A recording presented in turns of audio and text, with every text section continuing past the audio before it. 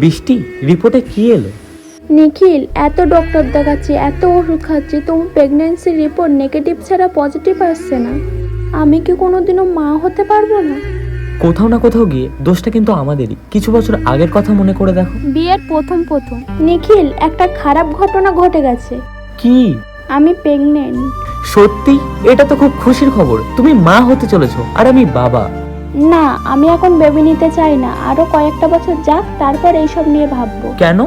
তুমি বুঝতে পারছো না, এত তাড়াতাড়ি যদি বেবি নিয়ে নিই, না কোথাও ঘুরতে যেতে পারবো, না শান্তি মতন থাকতে পারবো। সবসময় আর খেতে বসে নোংরা পরিষ্কার করা, সঙ্গে আমার গ্ল্যামারটাও নষ্ট হয়ে যাবে। না না, এসব কথা ভাবলেই আমার কেমন একটা হয়। তুমি বাজার থেকে গিয়ে ওষুধ এনে দিও।